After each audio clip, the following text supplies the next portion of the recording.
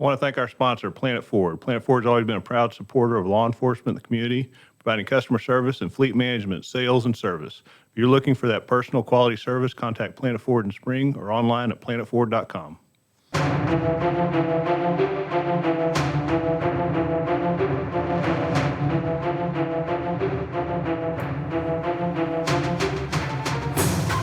You're listening to Crime Scene Today, where we talk about current and future issues facing law enforcement, forensic, crime scene investigation with subject matter experts from law enforcement perspective. I'm your host, Dan Zentek. Joining me today on the show is Dave Anderson. Dave Anderson is a West Point graduate, a decorated combat veteran. He earned a Bronze Star during Operation Desert Storm. Along with co-authoring the Amazon bestseller, Becoming a Leader of Character, Dave's authored more than 700 articles on leadership and personal growth on his blog site. Since 2017, Dave has personally led over 1,000 law enforcement professionals from 45 different agencies through his Officers and Agencies of Character seminar across the country. Dave, thank you so much for joining us today. Dan, it's a pleasure to be here. Now one of the things that reason that I had got in touch with you is you were featured in Police Chief Magazine, Great Ideas for 2020, sharing the future of policing. And after seeing that article, I looked a little bit further into things and found out that you have a bestseller for Becoming a Leader of Character. And before we get into the book, and I really want to address so many things that you've talked about in there and what we can do, I really wanted to discuss sort of how the IACP thing happened. Obviously, it looks like you were working with a particular agency. So tell me how that came about. Well, as a matter of fact, Chief Penny Dunn, who is the police chief in Davidson, North Carolina, she had been the assistant chief in Texas, in San Marcos, Texas. And believe it or not, our daughters played college volleyball together. Okay. And when we published, my father and I published this book, Becoming a Leader of Character, Penny and I were sitting on the bleachers watching our daughters play volleyball together. And she, very early on in our relationship, she said, "So what do you do, Dave?" And I told her about this book, and she picked up a copy. And after she read it, she called me and she said, "Dave, you've got to do something with this and for law enforcement, because we've got really nothing that addresses leadership the way you do, and in this book."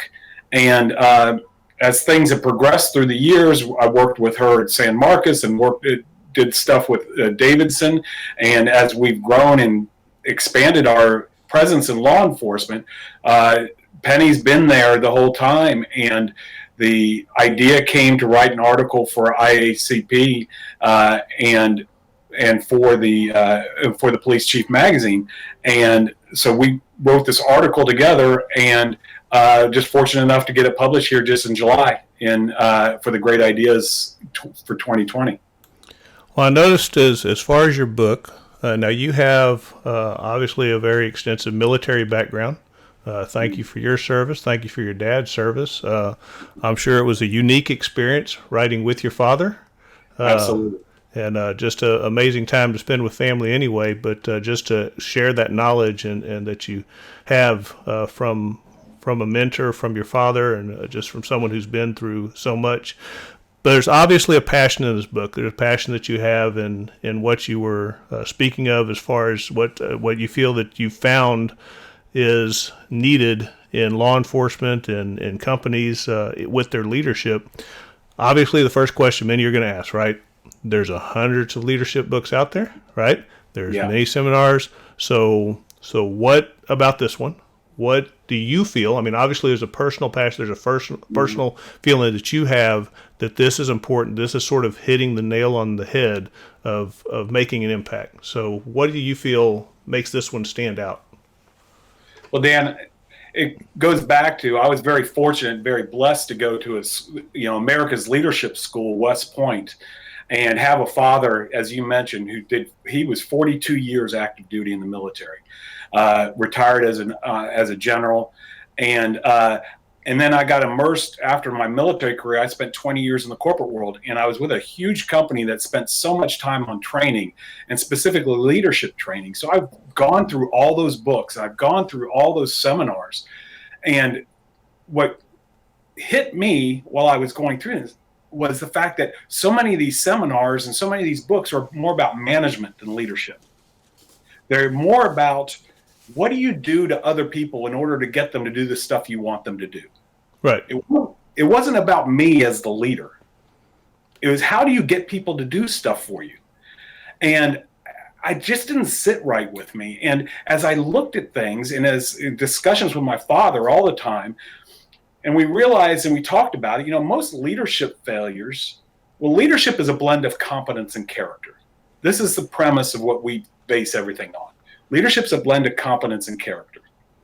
Competence is those management skills, are the things we go to school for, are the things that we see in most of our training seminars that we've been through.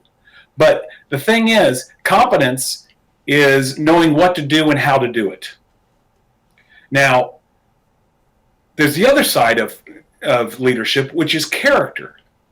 And when you think about most leadership failures that you know of, whether it be in history, whether it be in the news, wherever it may be, maybe people you worked with, how often was it that people failed because they didn't know what to do or how to do it? Most of the time, if they fail because something in their character, when they had a choice between the harder right and the easier wrong, something in their character failed them at the moment of testing. Most leadership failures are character failures, but hardly any of these trainings, hardly any of these books ever even touched on the topic of character. And if they did, they said something like, well, a leader needs to have integrity.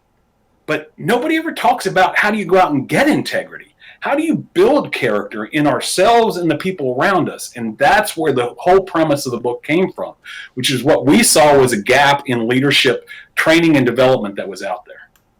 So, yeah, I mean, I know I've sat through many leadership, and you make the list, right? I mean, they'll throw out the list of what you think a good leader is, and you have all that. And you're right, there's many classes you go to, they don't really explain what those are or how to obtain those. It's come back many times that people say, just because you send someone to the training, that it doesn't mean they left and all of a sudden are going to be a good leader. Now, whether that's, and obviously there's much debate, born leader, trained leader, if you have those type of things. But I agree that there's certainly not been a sense of the character traits, how to obtain them. We know what good ones are. We can list them out. We can make a whole whiteboard of them. But again, you really focus on the specific characters and you divide them out, specifically addressing them in the book. So you talked about your relationship with the chief and how it sort of got you the background. Obviously, with the situation in many areas, and it's not the same. We've talked about that on the show before, how things that are happening in Seattle, things that are happening in Chicago are not exactly what's happening in Texas or other areas. It's just different based on the community and such. But obviously, there's a draw for reform or connection with the community. So how do you feel that this comes about as far as the officer and characters and things that you're doing with your curriculum? Well, it's been interesting because, law enforcement's been hit with a 1, 2, 3 punch. It's been COVID, and then it's been the protests, and then it's been COVID's come back again, and it's in my discussions with law enforcement leadership all over the country during these last 4 or 5 months, we keep coming back to the same thing, which is the fact that there's been a gap in the training, as we mentioned before, and this officers of character training that we've put together and curriculum we've put together really is that part of the solution. We 100% believe in the agencies that we've been working with believe that this is part of the solution that agencies and communities have been looking for. Because, communities want to trust law enforcement. Law enforcement want to be trusted by their communities. And how do we do that? Well, it's not by doing training the same way that we've always done it. And I'm not saying that law enforcement training is broken, because it's not, but it does need to be updated in a lot of ways. And adding this type of officers of character training, where it's not just about the tactics that we use. It's not just about how do we handle certain situations tactically. It's more about who we are as a person as we are out there on the streets, as we're out there encountering the public, as we're out there facing sometimes very difficult circumstances, how are we preparing our officers for those situations outside of just tactically? Well, and I think you made a great point just by stating how are we preparing the officers, because in my experience and in going to much leadership training and different things, it usually starts at sergeant level, right? It starts with your sergeants, your lieutenants, and on up, and it's the administration will go to leadership training. They may hear many things such as what you've put in the book as far as development of a character, of a person, and leading your people, but you're more addressing of the character of the officer, the actual patrol officer on the street, and the impact that would have in the community efforts. Dan, you're exactly right, and this is something I say, and when whether I'm doing live or virtual events and things, is the fact that as a civilian, I have a little bit of a unique perspective because I'm part of the 1% actually served in the military. So when I see somebody roll up on a scene, I know what that rank on your shoulder means. Right. 99% of the people don't know what that rank is. They just know that somebody in a uniform with a badge just rolled up on the scene. That person, when that happens, has become the leader on the scene. It could be somebody straight out of the academy, and it could be a 30-year veteran like yourself. But the general public doesn't know what that rank means. So everybody, that person who's on the scene becomes a leader automatically. And even inside agencies, whether or not you're somebody who has 2 years of experience or 20 years of experience, a organization that has leadership at every level, no matter what the rank, is going to always be a stronger organization than an organization that only has leadership at the top. So now, to get a little bit into the book and breaking apart some of the things, you specifically started with courage and humility and actually put those sort of in their own section before the rest. And if you could just sort of talk about, I guess, why those were forefront, why you felt those should be separated in some way. Yes, sir. The reason why we started out with those two were the fact goes back to that statement I made earlier, which was most leadership failures are character failures. But what causes most of our character failures? I always ask people, think about the things that you regret in life. Those choices that you made that are big ones, the big regrets that we have. And you look back at the cause of those choices. What caused me to make that choice at that moment? And it usually goes back to two issues: fear or pride. Fear or pride cause most of our character issues. I should have spoken up. I should have said something. I shouldn't have let it go so far. I should have said I was sorry. I should have said I was wrong. I should have admitted to that. I should have listened to that other person. Those are fear and pride working inside of us. And so if we're going to talk about character and we're going to talk about how to build character, we got to start with what causes most of our character failures, and that's fear and pride. So we start with courage and humility, which are the antidotes to fear and pride. So now, if you had, I don't know if you say some resistance. I mean, what's law enforcement's take when you start talking to them about courage? It's an interesting thing, and about courage, because when most of us think about courage, we think about physical courage, right? And I don't question law enforcement, and especially people in law enforcement, in the military, or fire and rescue, those type of things. I don't question that because you have been trained and you've already proven in life or death circumstances the willingness to put yourself out there, even for people who might not even like you at that moment. And people in law enforcement are willing to do that. So I'm not really it's not the physical courage that we focus on. We focus more on that moral courage that we have to have, to speak up, to step up and say and do the right thing, even when it's difficult. I always remember that scene from Saving Private Ryan, when right. there's that soldier who's standing in the hallway while his buddy is engaged in hand-to-hand combat in the floor above him, and he's heavily armed, but he does nothing to help his buddy, and his buddy ends up getting killed by that German soldier. And I always ask the audience, I ask them, So what do you, when you see that guy standing in the hallway, what do we call that person?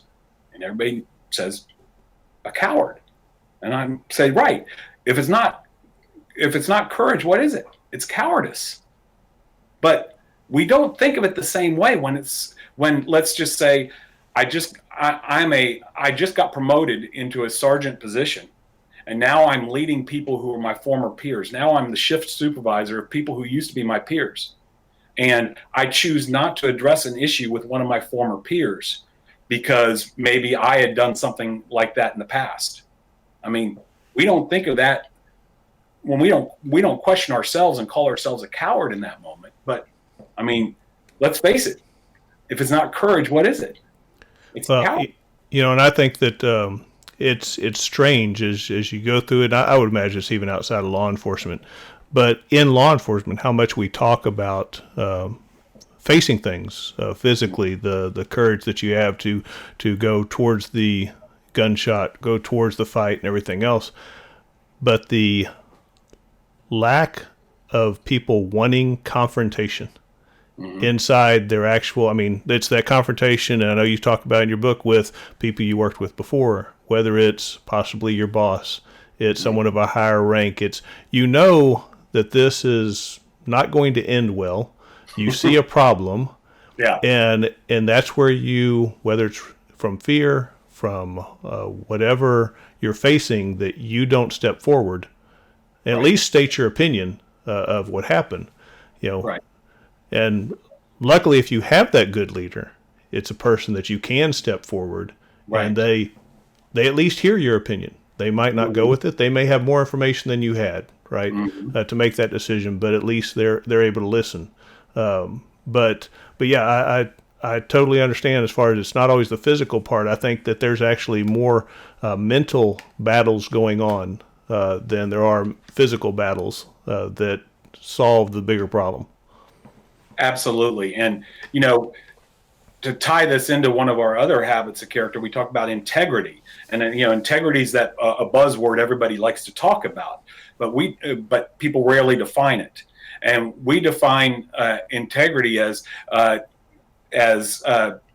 taking action and making the right choice, doing what is good and right and proper, even at personal cost. Choosing what is good and right and proper, even at personal cost. And so there's an issue of courage in there, because if we only do integrity when it doesn't cost us anything, that's not really integrity. So you have to have courage in order to have integrity. Otherwise, integrity is just an academic discussion people have. If you don't have the courage to act on what you know is right and wrong at the moment, integrity is just something you can sit around and talk about on Sunday mornings or something. Now you move from courage into humility, and obviously that to me is people checking their ego at the door, right? And which many leaders could learn to do. But tell me how that ties together. I mean, how this makes someone, I guess, a better leader in character, that they aren't showing who they are. It's about their people, right? Yeah, absolutely. It's about the people. And when we talk about humility and selflessness tying together as two of the habits of character. But a leader who puts other people first. Well, we don't want to follow somebody who always is putting themselves first. And we've heard the term servant leader before, and all the books on servant leadership are 100% on target as far as this goes. But who wants to follow a leader who doesn't listen? Who wants to follow a leader who believes they're always right? Who wants to follow a leader who refuses to learn? I mean, what I see as we age, my father's 87 years old. And by the way, he says, I'm not old, I'm chronologically superior. So at 87 years old, I guarantee you, I go to his house. He's got a book on leadership sitting beside his recliner, and a book on leadership that's actually by his bed. He's 87 years old. He served 2 tours in Vietnam, Silver Star, two Bronze Stars for valor, a Purple Heart, and the guy's still trying to become a better leader. Yet we have some people who believe they have nothing left to learn, or they've stopped trying to learn. And that takes humility to sit back and say, boy, I might be able to learn something from this kid who just came out of the academy. I might be able to learn something from the sergeant, even though I'm a lieutenant. And to have that humility, to be willing to learn from others and to hear from others as a leader, yes, it makes people want to follow us, but also it builds a stronger agency, because otherwise, and you know it, there are certain agencies out there, and I hear it from officers all the time, that, that they don't believe people are listening to them, and that nothing has changed over the last decade in their agency. It's just the same thing over and over again. Well, and I think one of the things that some people do not get is that, whether it doesn't matter whether it's law enforcement or any business, is that there's life experiences that come with that person. Mm-hmm. And there's so many things they have gone through that you have not. And just the fact of their shared experiences of what they could bring to the table in a conversation, if you're not tapping into those resources, what you're missing out on. And you're right. What stops it is if you think that you already have all the answers, no one else can teach you anything, then you're not using the resource. I mean, every great book on leadership I heard is, you surround yourself with smart people. That's right. You don't have to know everything. You put yourself around with smart people that can give you insight into direction, and you can be a great idea man, but beyond that, it's the people that give you the insight and guide you that certainly is helpful. But so tell me where the next step in this is. What y'all sort of see beyond that? You have your humility, integrity, and I guess, as you said, it sort of ties into the selflessness. So, and that the thing about selflessness is that, again, I like to tie this into our development of officers, because in our addressing issues, because you mentioned some people don't want to speak up, some people don't want to have those hard conversations with other officers, whether or not they're a supervisor or whether or not it's a peer-to-peer conversation. And I tell people that, and one of the reasons why they don't want to do it is because it makes them feel uncomfortable. If Dave has to address something with Dan, it makes me feel uncomfortable, so maybe I don't do it. Well, now that would just put my comfort in front of Dan's development. Right. That's a selfish act. As a leader, I need to have those conversations whether or not it makes me comfortable or not to do it, because I'm there for you, Dan. I'm there as your leader, I'm supposed to be there for you, helping you develop, helping you reach your potential, and helping this agency reach its potential and do what it can for the community. And I can't do that if I'm putting my own, we define selflessness as putting the needs of others before our own needs, desires, and convenience. And so I got to put my own needs and desires on the back burner as a leader and step forward and make sure I do what I can to help that other person grow. So now, and I think, all these things, they tie very much together. I mean, obviously, if you're not facing your fear, if you have not, accepted that someone can know more and add to the conversation and show some humility and doing the right thing and being there for others. I mean, all those things are certainly the characters of leadership. I guess and you talk about probably in each chapter of the book, some exercises, I guess, the opportunities. So, I mean, how does someone that's listening may say, yeah, these are great ideas, but I mean, what are my opportunities? I mean, when can I actually do these things? And as y'all said, I mean, give some examples of just day-to-day things that they do. Every single day. I want to, our character's like a muscle. We've got to exercise it, right? See, too many people think, well, this little white lie is no big deal, but when the big test comes, I'm going to be ready. Well, we challenge people, if you've never lifted 50 pounds, what makes you think you're going to lift 300? Right. And just going to the gym, you don't go to the gym once a week or once a year thinking, well, now I'm in shape. You know that you have to do it on a regular basis, consistently. And so going to a leadership seminar or a leadership class once a week or once a year is not going to do it for our leaders or for me as an individual. I've got to exercise these things daily. So, like I said, having those difficult conversations, even if it's with our spouse at home, if we have to have a difficult conversation, exercise the courage to do that, or the humility to say, I'm sorry, I screwed this up. I didn't get the trash out today. Or we talk about our duty being going beyond our assigned task and including our moral obligations. Now, our moral obligations face us every single day. Some of them are big, some of them are small. And one of the things I joke about, what's a little thing that we can do? I don't know about you, but sometimes when I'm getting ice out of the ice machine, an ice cube falls on the ground. And you know what I do?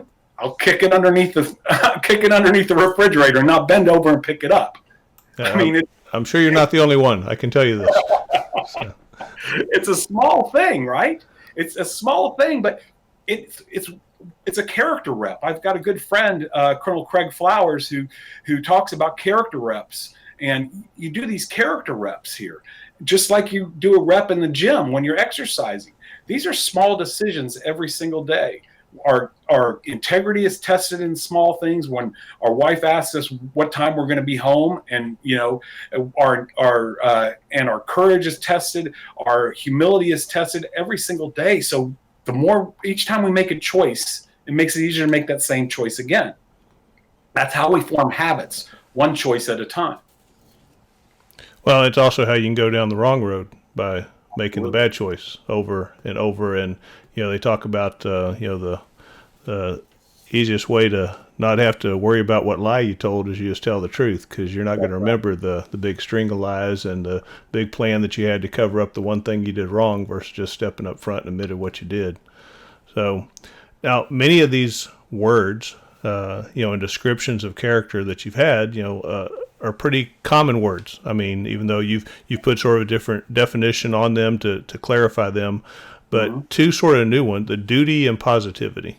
So these are ones that I wouldn't, I guess, say jump out like in all the leadership classes when we're filling out the whiteboard, throw out words. These are not two that are popping up on a regular basis. So So how'd you come up with these? What does this mean to the character development?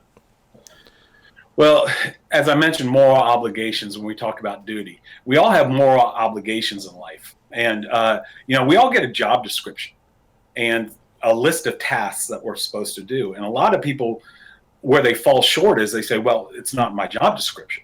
Right. Well, you didn't tell me I'm supposed to do that. For instance, you tell your kid, take the trash out, and he takes the trash out. That's his assigned task.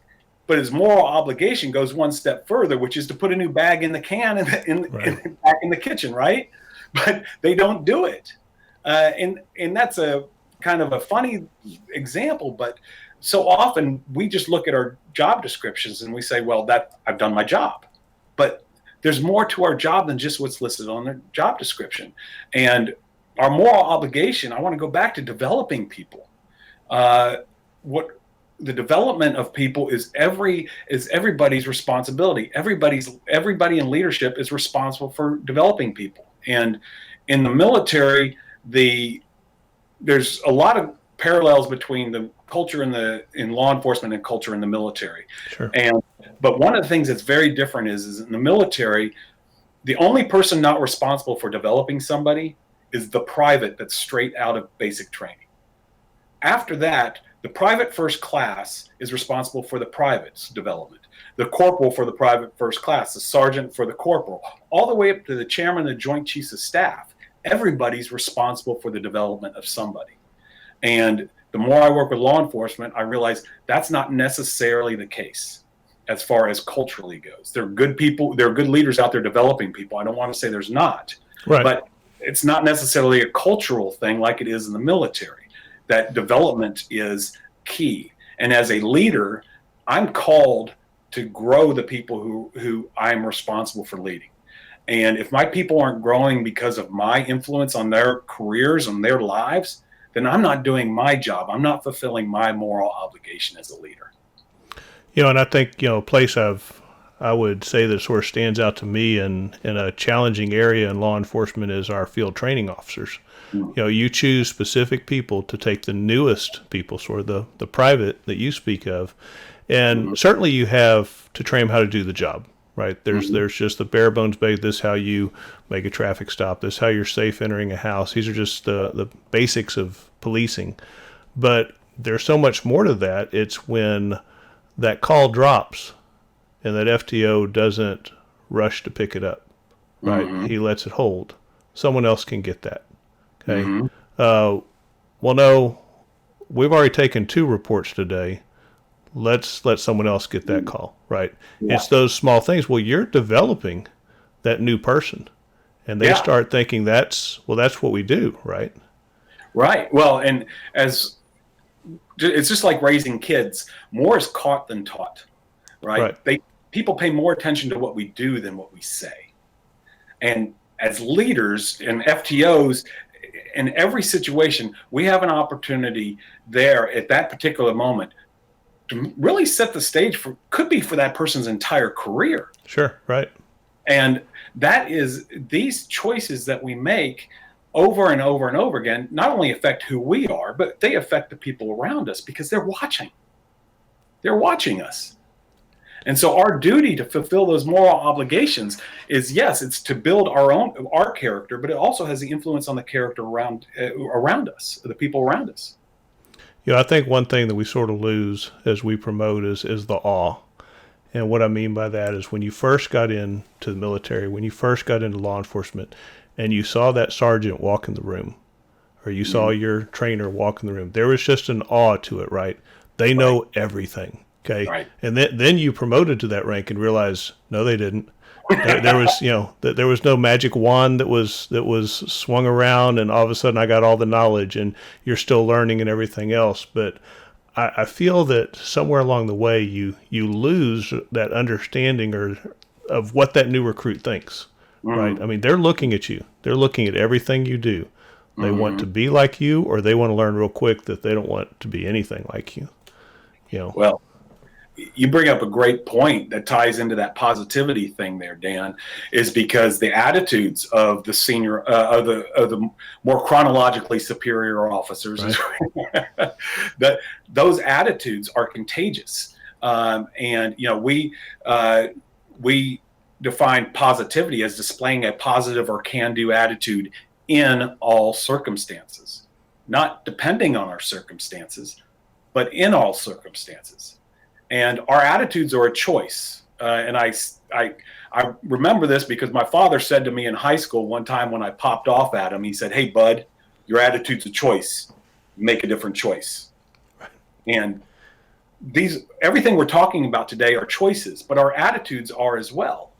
And each time we make a choice, it makes it easier to make that same choice again. And as that FTO or that guy who has 20 years of experience, the people watching him or her are these young, impressionable, brand new officers. And if we're walking around like Eeyore, in Winnie the Pooh, complaining all the time, "I can't believe they're making us use paperless tickets. I've been using the old system just fine," and et cetera, et cetera. Well, guess what they're going to do? They're going to emulate what our most experienced people are doing, and then you have a morale problem led by the people with the most experience in the agency.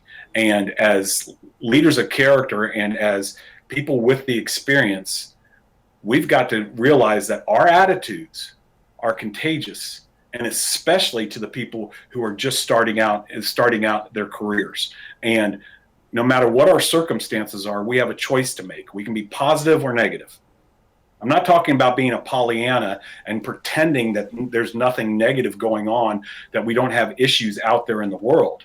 But it's how we address those situations, how we behave in the midst of those circumstances that determines and is a window into our own character. So what would you say in addressing law enforcement, putting all these classes, what would say is your biggest hurdle as a trainer coming in that you've had to face? I mean, whether it's resistance or what do you think the biggest obstacle that you've had to overcome in training law enforcement on this? I think the biggest issue I've had to overcome is the fact that some agencies have had me come in and they have me start in the middle of the pack. They have me start with their FTOs and they have me start with the sergeants at that level. And what usually happens is at that level, they say, "This is all great, Dave, but what about the people above us?" Right. Sure. And the agencies where I've seen the fastest impact on what we're talking about, and the most long lasting is when the command staff has joined the training or they've gone through a separate program with us, and now they've bought in. And now they can sit there and have these conversations, and everybody starts talking the same language. Everybody's talking about duty in the same way. Everybody's talking about positivity in the same way, courage in the same way. And now the line troops are saying, "Oh crap, these guys are serious. These guys above me really mean this. They've done this as well."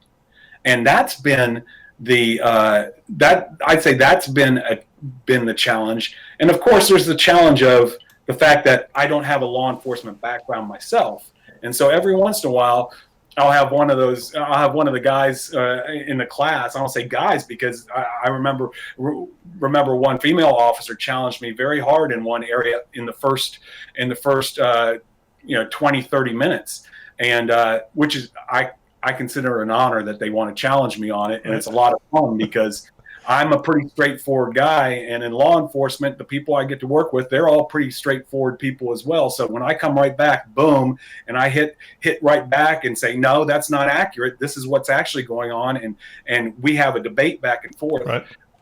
I tend to get some credibility at that point, and the doors swing wide open as far as our conversations go.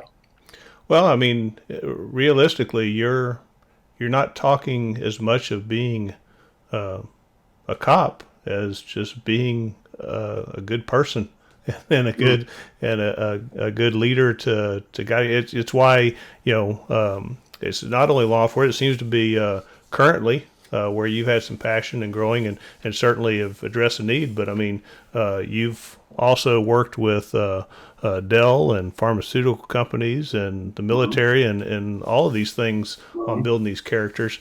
I would think that a lot of the resistance, and as you said, there's blame, right? If I can blame someone else for what's going on, then I don't have to listen to you, okay? Right. So if the leadership's not there, well, they're the problem. You're talking to the wrong person, right? I mean, we're all great and wonderful, but they're not here, right? So I can see that certainly helping. I mean, have you run into a place where the leadership, meaning the admin, is sort of reversing it? They're the problem. We're fine. We're not going to listen to you.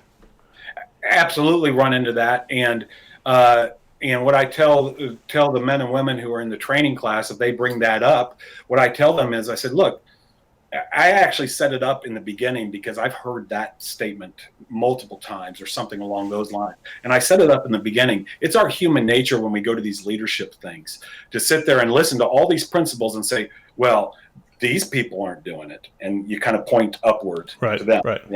And I tell them, I'm like, look, that's human nature. I understand where you're going with that, but respectfully, knock it off.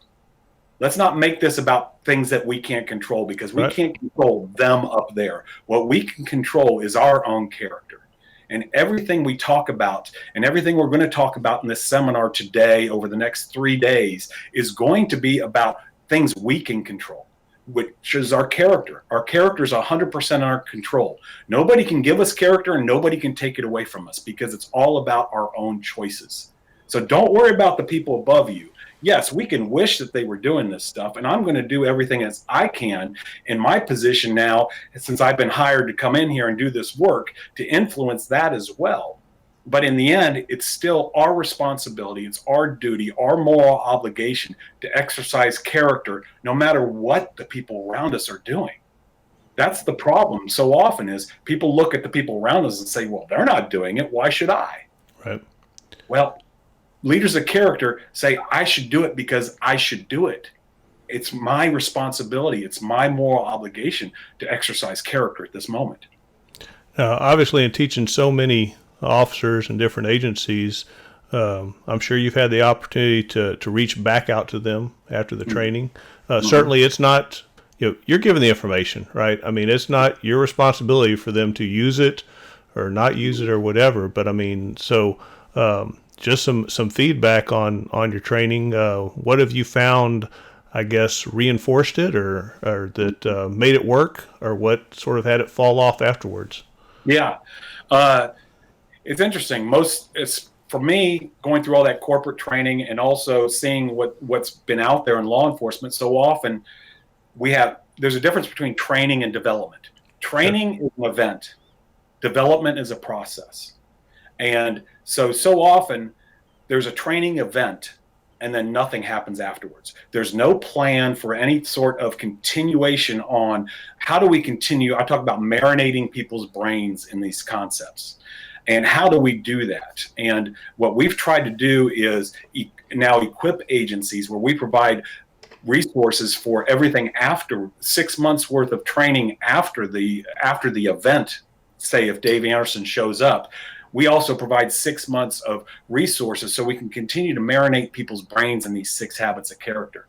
And that sort of marination has resulted in a lot of agencies coming back and saying, well, we've done this one group. Let's now start working on the next level. We've had agencies now. There's down in Travis County here in Texas, in Austin area. They're rolling out the 6 habits of character and the training now to their academy personnel, to the academy cadets, because they want everybody in their agency to have these 6 habits of character and turn them into muscle memory. So at the moment they're tested, they're prepared. So it's been really interesting to see that as we've developed our own resources for agencies to continue on with this, we've seen longer term, more widespread change in not just the leadership team, but in the entire agency, because these 6 habits of character are becoming what they do, not just things that they talk about. So, I know that. So, how long have you been? It's 2017 that 2017 is when we started working with law enforcement. So, do you see with, I guess, all of the things that you talked about, the protest and some different areas where, do you find that those areas that they're reaching out for this type of training, that they're more receptive to it, or are they in this conflict and still just trying to dig out from under it? I've seen all the above, really, Dan. Everybody wants it. Let me put it. Everybody wants now, because of some of the crisis situation people are in. People are saying, yes, we need this, but of course now they need to have the funding to Right. do the training. And let's face it, the issues that we've seen and the issues that have made national news haven't been because there's been a lack of tactical training or a lack of equipment. It's been those choices that officers have made at the moment of testing. And how are we preparing them for that? And what's been interesting is, as I've worked with different agencies and worked with the command staff at different agencies, they've been talking about, how do we talk to our city councils? How do we talk when a microphone is jammed in front of the sheriff's face? What does the sheriff say? And these sheriffs are realizing that, we have a plan. And it's different than what we've been doing before. We're not just going to buy more equipment or do more tactical training. We're going to talk about who these officers are when they show up at work and how we behave and our character. And we are going to work together with these officers and with the communities. And so what's been interesting is we've been able to help some agencies come up with plans so they can say to their community organizers, to their city councils, whatever, well, we have a plan to do something different.